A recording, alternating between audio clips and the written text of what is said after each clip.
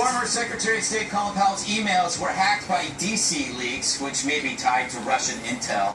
There's juicy stuff in there, and I'm sure many will dive right in, all in the name, of course, of transparency, right? But as this happens, the medical files of our prized U.S. Olympic athletes were posted online by Russian hackers. Hooray about that, too. Those kids had it coming. After all, if one leak's so awesome, why can't the other be? Are some hacks heroic and others evil? What does it say when you embrace one hack because it hurts someone, but not another? Doesn't that make you a hack, too? Ever the hero, Julian Assange, has released some of his medical records as if to say, hey, I'm fine with exposing my personal life, so why shouldn't you? Of course, these records were released by him, so he controlled the flow of info. That's no hack. Instead, Julian, why not let your worst enemy have the privileged info between you and your lawyer about the rape charge? That's brave. But it's so inspiring to see conservatives lauding a man who jeopardized our security, a man such writings had previously wanted in jail. But when leaks hurt the other side, all bets and principles are off. It's selfish, deliberate moral blindness that comes with team sport politics. So drool with glee over scoop after scoop of exposed linen, feeding that proverbial crocodile, hoping it will eat you last. And when it does, I'll bring the condiments. Okay. Yeah.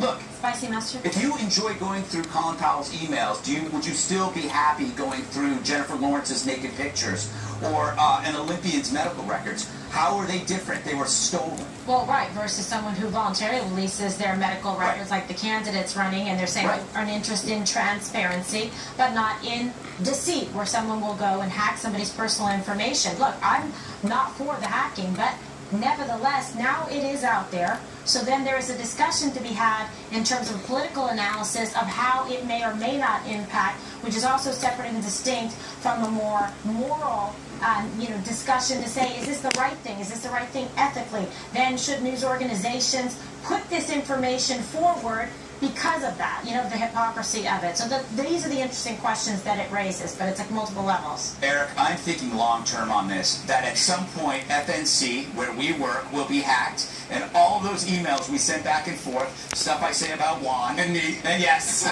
we'll all have to sit here awkwardly while CNN and MSNBC go, and then Eric Bolling said this. Let's just open all emails and just get over with right now. Just stop emailing altogether. Well, you certainly have to reconsider every single email you send here to forward. Greg's at 2 a.m. are my favorite. The difference between the hack and the Ed Snowden idea, here I'm exposing what the NSA is doing. I think there's a very big difference between the two. I agree, everyone's going to get burned eventually by the hacking scam.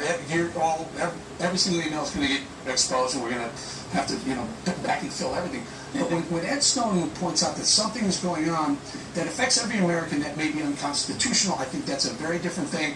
I know I'm going to get beat up again on the social media sites, but I agree he needed to expose that. So for Ed Snowden asking to come back, asking President Obama for a pardon, I would be in favor of something. Boo. I know. Oh it's my not God. popular. It's not a popular. You're going to bring that back up again. No, it actually is popular. It is popular. It's the right thing to do. Oh, I disagree with that, but I do think it is very popular. I think that's the pressure. It can be popular and wrong. But why should much like the Red Hot Chili Peppers. But he's going to be exactly. There you go. Let's start that feud again. Why should he then be rewarded for violating protocol and putting national security interests? I think NSA was violating the ultimate protocol of the Constitution. Well, that's right. So I think that's you have a good point, by the way. I think you have a legitimate point. It has changed my mind because remember we went from the Patriot Act to the Freedom Act in large part in reaction to people saying, you know what, this is government, big government creeping in on us. But what's going on now, I mean, this kind of, the Russia getting involved, I mean, everybody thinks that these latest hacks of Colin Powell's emails are Russia trying to influence our election, Russia trying to damage, and this DC leaks thing, it's tawdry. It's very ugly, and it reminds you then, of course, from my perspective, oh, what about Hillary Clinton and her emails? Well, you think, oh, but those weren't hacked. No. But all of a sudden, we're going to see what you wrote in your emails, and we're going to see if that then builds a case against you. And in the case of what we learned from the emails today with Colin Powell, I know you don't want to talk about it, but it seems to me everybody is talking about it. Yes. That's because we like that stuff. Well, I mean, it's out there now. It's like what happened with Snowden. But, okay, if they're naked pictures of Jennifer Lawrence, I've got to look at them. They're out there.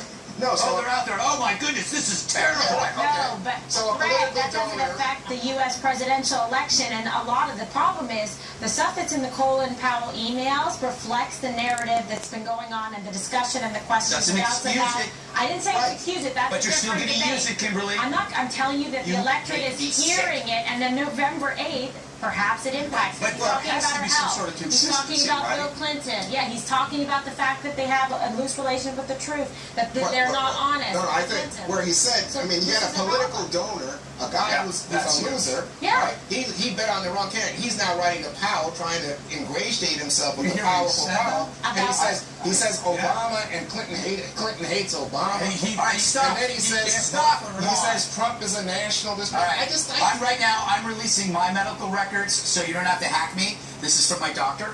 He's good. That's his doctor. Doctor with Yes. no last names. Is that from Dr. Siegel? Maybe. I don't know.